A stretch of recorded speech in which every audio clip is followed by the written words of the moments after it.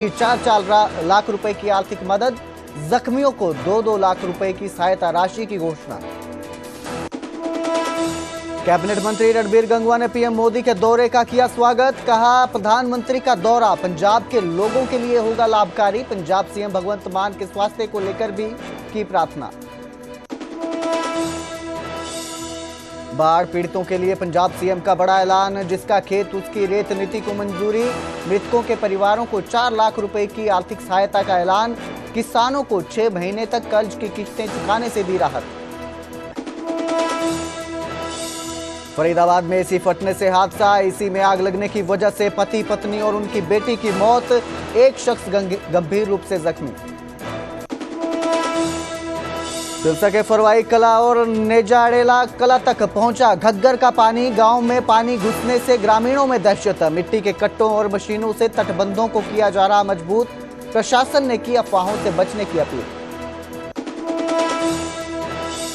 CM Saini ने Punjab CM भगवंत मान से की मुलाकात। फोर्टिस अस्पताल में पहुंचकर जाना हालचाल। 5 सितंबर से अस्पताल में दाखिल हैं पंजाब सीएम भगवंत मान। जींद के युवक की अमेरिका में गोली मारकर हत्या। 45 लाख खर्च कर डंकी रूट के जरिए 3 साल पहले गया था अमेरिका।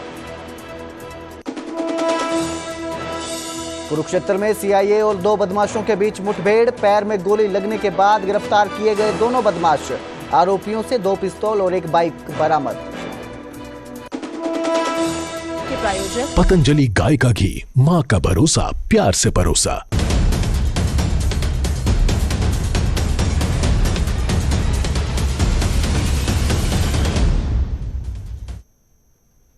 नमस्कार, स्वागत है न्यूज 18 पंजाब हरियाणा में। मैं आपके साथ कुलदीप भारद्वाज। हरियाणा प्राइम की शुरुआत करेंगे सीएम सैनी के एक बड़े ऐलान के साथ। दरअसल हरियाणा में भारी बारिश और बाढ़ ने जनजीवन को अस्त व्यस्त कर दिया है। कई जिलों में फसलें डूब गई हैं, मकान गिर गए हैं और लोगों को जान तक गंवानी पड़ी है।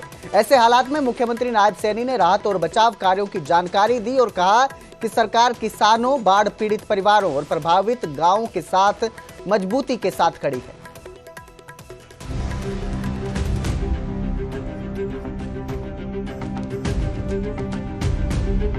हरियाणा इन दिनों बारिश और बाढ़ से जूझ रहा है। खेत पानी में डूब चुके हैं, कई गांवों में मकान गिर गए हैं और कई परिवार घर छोड़ने को मजबूर हो गए हैं। इस आपदा में अब तक 12 लोगों की जान जा चुकी है। ऐसे हालातों में मुख्यमंत्री नायब सिंह सैनी ने राहत पैकेज का ऐलान किया और कहा कि सरकार हर प्रभावित परिवार और किसान तक राहत पहुंचाने के लिए लगातार काम कर रही है। सरकार ने जिलों को राहत कार्यों के लिए 3 करोड़ 6 लाख रुपए की आरक्षित निधि स्वीकृत की है। मकान ढहने से 12 लोगों की जान चली गई है। इनमें जिला फतेहाबाद व भिवानी में 3-3, कुरुक्षेत्र यमुनानगर में 2 और हिसार व फतेहाबाद में 1-1 व्यक्ति शामिल है। उनके हमने तुरंत उसके ऊपर संज्ञान लेते हुए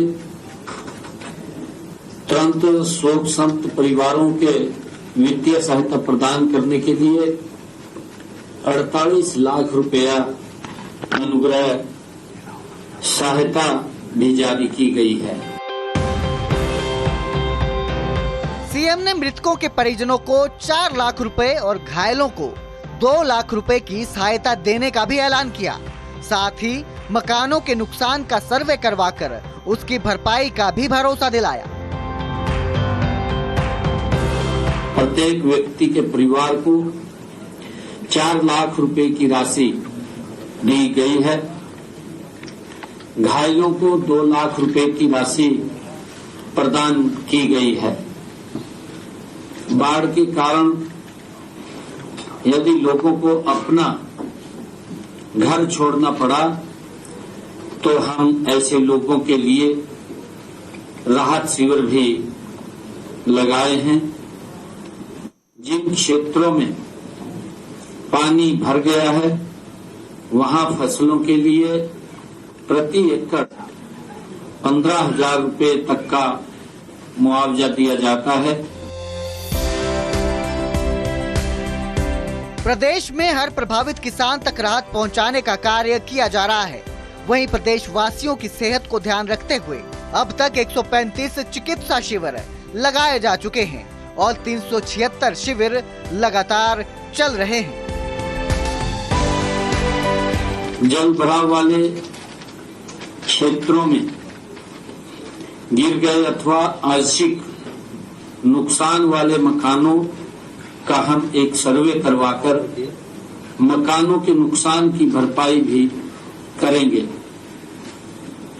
हमने बाढ़ पीड़ित प्रभावित क्षेत्रों में डॉक्टरों की टीमें भेजकर उनकी चिकित्सा के व्यापक प्रबंध किए हैं। अब तक 135 चिकित्सा शिविर भी लगाए गए हैं और 376 शिविर चल रहे हैं। सीएम सैनी ने भरोसा दिलाया है कि सरकार जनता के साथ खड़ी है और सबकी एकजुटता हरियाणा को इस आपदा से बाहर निकालेगी। चंडीगढ़ से अंकित दुदानी की रिपोर्ट, न्यूज़ 18 पंजाब हरियाणा। तो वहीं पंजाब सीएम भगवंत सिंह मान ने भी बाढ़ पीड़ितों के लिए बड़ा ऐलान किया है और जिसका खेत उसकी रेत नीति को मंजूरी दी है।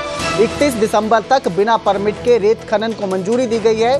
मृतकों के परिवारों को 4 लाख रुपए की आर्थिक सहायता का भी ऐलान किया गया है। इसके साथ ही 20,000 प्रति एकड़ मुआवजे का ऐलान किया गया है। सीएम भगवंत सिंह मान ने किसानों को 6 महीने तक कर्ज की किश्तें चुकाने से भी राहत दी है। 6 महीने तक किश्तें न चुकाने पर कोई भी ब्याज किसानों को नहीं लगेगा।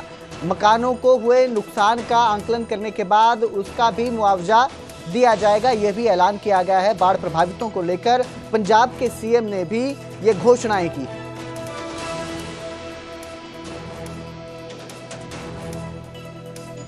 ਜਿਹੜੇ ਲੋਕ ਨੇ ਕਿਸਾਨ ਨੇ ਖਾਸ ਤੌਰ ਤੇ ਉਹਨਾਂ ਨੇ ਕੋਆਪਰੇਟਿਵ ਸੁਸਾਇਟੀਆਂ ਤੋਂ ਜਾਂ ਸਟੇਟ ਐਗਰੀਕਲਚਰ ਬੈਂਕਾਂ ਤੋਂ ਜਿਹੜੀਆਂ ਸਰਕਾਰ ਦੀਆਂ ਬੈਂਕਾਂ ਕਰਜ਼ੇ ਲਏ ਹੋਏ ਆ ਤਾਂ ਉਹਨਾਂ ਕਰਜ਼ਾ ਚੁਕਾਉਣ ਦੀ ਜਿਹੜੀ ਹੈ ਉਹ ਲਿਮਿਟ ਜਿਹੜੀ ਉਹ 6 ਮਹੀਨੇ ਵਧਾ ਦਿੱਤੀ ਗਈ ਹੈ।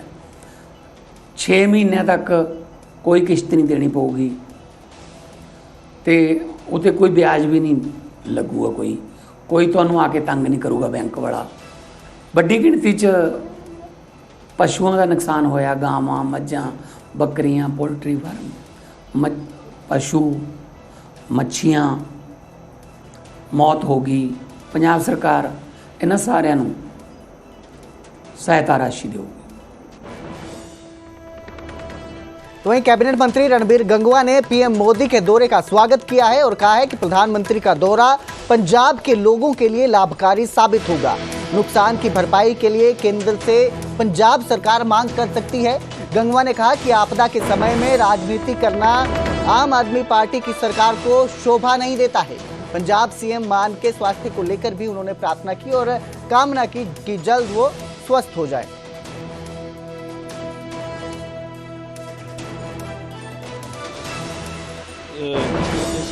एक आपको पंजाब के अंदर बहुत ज़्यादा बाढ़ आई हुई है और धन्यवाद करूंगा माननीय प्रधानमंत्री जी का कि वो स्वयं जाकर के देखने का काम कर रहे हैं। और उन्होंने पहले ही पंजाब को बाढ़ग्रस्त घोषित कर दिया है, तो उस हिसाब से निश्चित तौर पर जब प्रधानमंत्री जी आ रहे हैं तो पंजाब के लोगों के सुध लेने के लिए और उनके मदद करने के लिए निश्चित तौर पर वो आ जा रहे हैं।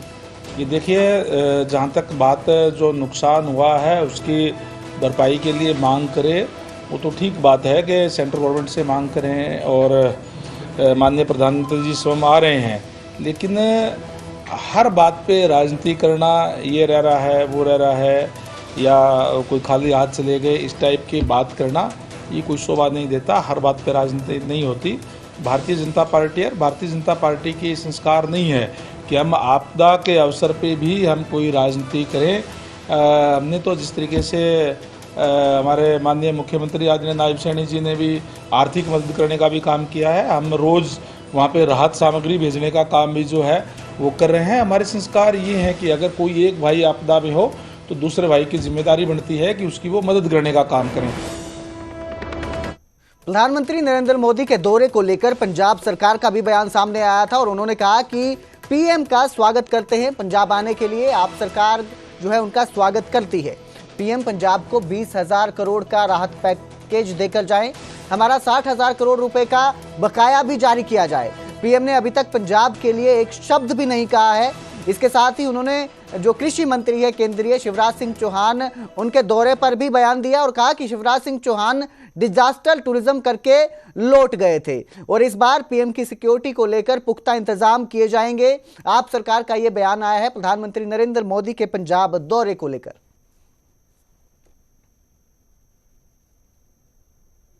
ਤੁਹਾਡੇ ਆਉਣ ਦੇ ਉੱਪਰ ਪੰਜਾਬ ਇਹ 20,000 ਕਰੋੜ ਦਾ ਰਿਲੀਫ ਪੈਕੇਜ ਹੈ ਜਿਹੜਾ ਉਹ ਐਕਸਪੈਕਟ ਕਰ ਰਿਹਾ, ਕਿਉਂਕਿ ਹੁਣ ਤੱਕ ਡਿਜ਼ਾਸਟਰ ਟੂਰਿਜ਼ਮ ਤਾਂ ਬਹੁਤ ਹੋ ਚੁੱਕਿਆ ਬੀਜੇਪੀ ਵੱਲੋਂ ਔਰ ਕੇਂਦਰ ਵੱਲੋਂ। ਪਿਛਲੇ ਦਿਨੀ ਸ਼ਿਵਰਾਜ ਚੌਹਾਨ ਜੀ ਆਏ, ਉਹ ਵੀ ਡਿਜ਼ਾਸਟਰ ਟੂਰਿਜ਼ਮ ਕਰਕੇ ਗੋਡੇ ਗੋਡੇ ਪਾਣੀ ਦੇ ਵਿੱਚ ਫੋਟੋਆਂ ਖਿਚਾ ਕੇ ਉਹ ਮੁੜ ਗਏ। ਦੇਸ਼ ਦਾ ਖੇਤੀਬਾੜੀ ਮੰਤਰੀ ਆਵੇ ਤੇ ਸਿਰਫ ਔਰ ਸਿਰਫ ਸ਼ਬਦਾਂ ਦੇ ਵਿੱਚ ਲੋਕਾਂ ਨੂੰ ਲਾਰੇ ਲੱਪੇ ਲਾ ਕੇ ਮੁੜ ਜੇ ਤੇ ਇੱਕ 54 ਦਾ ਵੀ ਰਿਲੀਫ ਪੈਕੇਜ ਅਨਾਉਂਸ ਨਾ ਕਰੇ, ਇਹ ਮੈਂ ਸਮਝਦਾ ਕਿ ਸ਼ਰਮਿੰਦਗੀ ਵਾਲੀ ਗੱਲ ਸੀ ਕੇਂਦਰ ਲਈ ਔਰ ਬੀਜੇਪੀ ਦੇ ਲਈ। ਇੰਟਰ ਮਿਨਿਸਟਰੀਅਲ ਜਿਹੜੀਆਂ ਕਮੇਟੀਆਂ ਨੇ ਤੁਹਾਡੀਆਂ ਅਫਸਰਾਂ ਦੀਆਂ, ਉਹ ਸਾਰਾ ਪੰਜਾਬ ਟੂਰ ਕਰ ਚੁੱਕੇ। ਸੋ ਮੈਂ ਹੱਥ ਜੋੜ ਕੇ ਫਿਰ ਦੁਬਾਰਾ ਪ੍ਰਧਾਨ ਮੰਤਰੀ ਸਾਹਿਬ ਨੂੰ ਪੰਜਾਬ ਵੱਲੋਂ ਇਹੀ ਦਰਖਾਸਤ ਕਰੂੰਗਾ ਕਿ ਜੀ ਤੁਸੀਂ ਵੀ ਕੱਲ ਨੂੰ ਇੱਥੇ ਸਿਰਫ ਦੌਰਾ ਕਰਕੇ ਨਾ ਜਾਇਓ। ਜੇ ਆ ਰਹੇ ਹੋ ਜੀ ਸਦਕੇ ਆਇਓ, ਤੁਹਾਨੂੰ ਜੀ ਆਇਆਂ ਕਹਾਂਗੇ ਅਸੀਂ, ਪਰ ਨਾਲ ਦੀ ਨਾਲ ਹੀ ਮੌਕੇ ਦੇ ਉੱਪਰ ਪਿਛਲਾ 60,000 ਕਰੋੜ ਰਿਲੀਜ਼ ਕਰਨ ਦਾ ਔਰ ਇਹ 20,000 ਕਰੋੜ ਇਸ ਆਫਤ ਦੇ ਵਿੱਚ ਜੋ ਰਿਲੀਫ ਪੈਕੇਜ ਹੈ ਉਹ ਤੁਸੀਂ ਪੰਜਾਬ ਨੂੰ ਦੇ ਕੇ ਜਾਇਓ। ਇਹ ਪੰਜਾਬ ਅੱਜ ਐਕਸਪੈਕਟ ਕਰੂਗਾ, ਕਿਉਂਕਿ ਮੈਂ ਇਹ ਇਸ ਗੱਲ ਕਰਕੇ ਬਾਰ-ਬਾਰ ਵੇਟ ਕਰ ਰਿਹਾ ਕਿਉਂਕਿ ਅਸੀਂ ਨਹੀਂ ਚਾਹੁੰਦੇ ਹੈਗੇ ਕਿ ਤੁਹਾਡੇ ਦੌਰੇ ਤੋਂ ਬਾਅਦ, ਤੁਹਾਡੀ ਫੇਰੀ ਤੋਂ ਬਾਅਦ ਪੰਜਾਬ ਦੇ 3 ਕਰੋੜ ਪੰਜਾਬੀ ਇਹ ਗੱਲ ਕਰਨ ਕਿ ਪ੍ਰਧਾਨ ਮੰਤਰੀ ਸਾਹਿਬ ਨੇ ਕਿੰਨੇ ਲੱਖਾਂ ਕਰੋੜਾਂ ਦਾ ਪੈਕੇਜ ਕਾਰਪੋਰੇਟ ਘਰਾਣਿਆਂ ਦੇ ਤਾਂ ਲੋਨ ਨੇ ਜਿਹੜੇ ਉਹ ਮਾਫ ਕਰ ਦਿੱਤੇ, ਪਰ 3 ਕਰੋੜ ਪੰਜਾਬੀਆਂ ਦੀ ਬਾਹ ਫੜਨ ਦੇ ਲਈ ਮਹਿਜ਼ 20,000 ਕਰੋੜ ਦਾ ਰਿਲੀਫ ਪੈਕੇਜ ਵੀ ਇਸ ਆਫਤ ਦੀ ਘੜੀ ਦੇ ਵਿੱਚ ਨਹੀਂ। ਤਾਂ ਅਸੀਂ ਨਹੀਂ ਚਾਹੁੰਦੇ ਹੈਗੇ ਕਿ ਪੰਜਾਬ ਤੁਹਾਡੀ ਫੇਰੀ ਤੋਂ ਮਗਰੋਂ ਇਹ ਗੱਲਾਂ ਕਰੇ। ਸੋ ਕਿਰਪਾ ਕਰਕੇ ਬੇਨਤੀ ਕਰਦੇ ਹਾਂ ਕਿ ਆ ਰਹੇ ਹੋ ਜੀ ਸਦਕੇ ਆਇਓ, ਜੀ ਆਇਆਂ ਨੂੰ, ਪਰ ਨਾਲ ਦੀ ਨਾਲ ਮੌਕੇ ਦੇ ਉੱਪਰ 20,000 ਕਰੋੜ ਦਾ ਜਿਹੜਾ ਰਿਲੀਫ ਪੈਕੇਜ ਔਰ ਪਲੱਸ ਜਿਹੜੇ ਪਿਛਲੇ ਸਾਡੇ ਡਿਊਜ਼ ਖੜੇ ਨੇ ਕੇਂਦਰ ਵੱਲ, ਪੰਜਾਬ ਦੇ ਹੱਕ ਹਕੂਕ ਦਾ ਪੈਸਾ ਜਿਹੜਾ ਖੜਾ ਹੈ ਉਹਨੂੰ ਜਾਰੀ ਕਰਨ ਦਾ ਫੈਸਲਾ ਫਰਮਾਨ ਹੈ ਜਿਹੜਾ ਉਸ।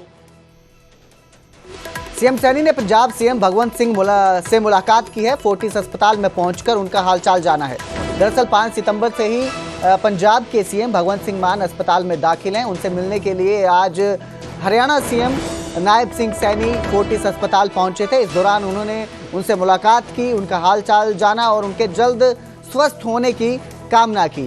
आपको बता दें भगवंत सिंह मान पिछले 5 सितंबर से अस्पताल में दाखिल हैं। उनकी तबीयत खराब हो गई थी, जिसके बाद उन्हें अस्पताल में भर्ती करवाया गया था। हालांकि उनकी तबीयत को लेकर फोर्टिस अस्पताल ने बयान भी जारी किया था कि अब धीरे धीरे भगवंत सिंह मान की सेहत में सुधार हो रहा है और उनका पल्स रेट जो है वो भी सामान्य हो रहा है, वो भी स्टेबल हो रहा है।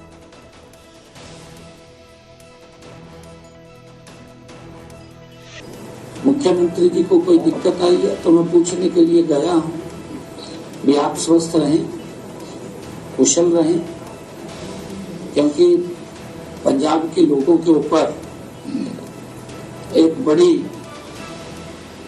ये आफत आई है और मैंने काफी देर बात किया है मान साहब से।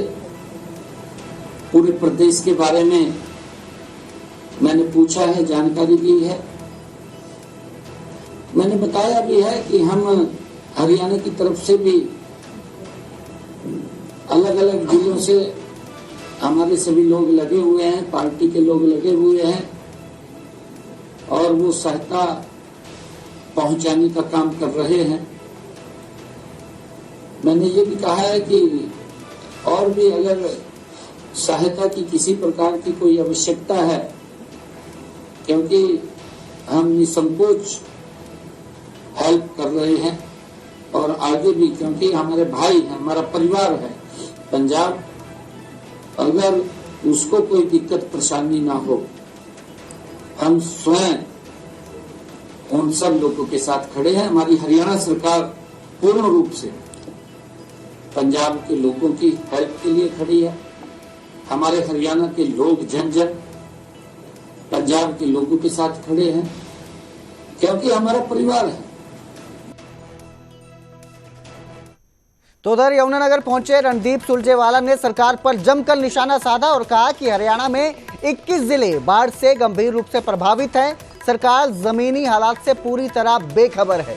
प्रधानमंत्री के पंजाब दौरे पर भी सुरजेवाला ने सवाल उठाए हैं। तो सुरजेवाला जो हैं वो पहुंचे थे दौरे पर अपने, इस दौरान उन्होंने सरकार पर सवाल उठाए हैं और कहा कि सरकार जमीनी तौर पर क्या हो रहा है, जमीनी स्थिति क्या है, उससे बेखबर है। यमुनानगर दौरे पर सुरजेवाला पहुंचे थे आज। यहाँ इन्होंने बाढ़ प्रभावित इलाके का दौरा किया और इसी दौरान उन्होंने सरकार पर सवाल उठाए, निशाना साधा। हेलीकॉप्टर प्रधानमंत्री जहाज से देखेंगे, पंजाब को जहाज से हिमाचल को देखेंगे। 15,000 फुट से क्या दिखेगा साहब? प्रधानमंत्री जी जमीन पर क्यों नहीं आते?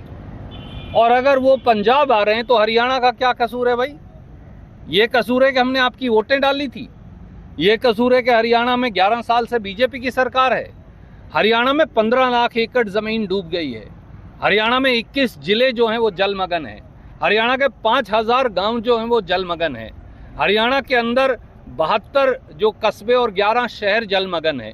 हरियाणा तो बाढ़ से त्राहिमाम है, परंतु जहाज से भी हरियाणा की स्थिति देखने की फुर्सत नहीं है, क्योंकि नायब सैनी सरकार के निकम्मेपन और नाकारापन की वजह से किसान हो या साधारण व्यक्ति हो, उसे अपने हाल बेहाल छोड़ दिया गया।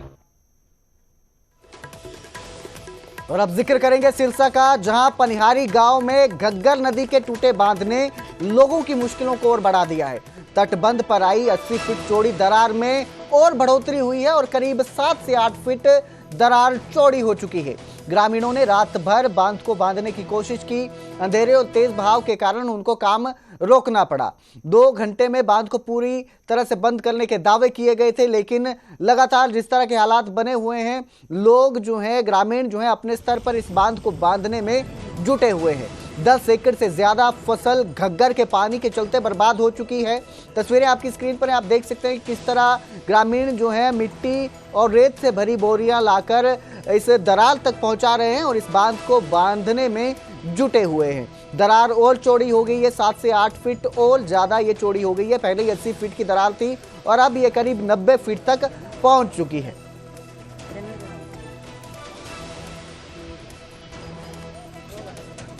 सिरसा के फरवाई कला और निजाड़ेला कला तक भी घग्गर का पानी पहुंच चुका है। गांव में पानी घुसने से ग्रामीणों में दहशत फैल गई है।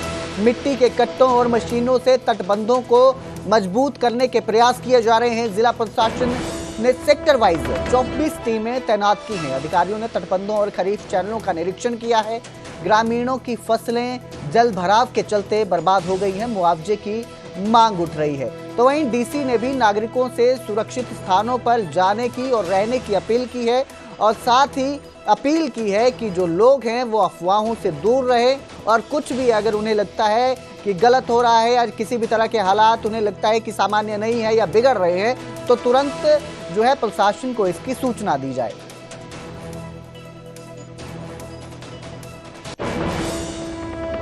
फरीदाबाद में एसी फटने से एक दर्दनाक हादसा सामने आया। दम घुटने की वजह से 3 लोगों की मौत हो गई है। दरअसल एसी में आग लगने के बाद कमरे में मौजूद तीनों लोगों का दम घुट गया और दम घुटने की वजह से उनकी मौत हो गई। घर के कमरे में एसी फटा था, जिसके बाद ये आग लगी थी। इस हादसे में कमरे में मौजूद पति, पत्नी और उनकी बेटी की मौत हो गई है। वहीं हादसे में एक शख्स गंभीर रूप से घायल है, जिसका इलाज चल रहा है।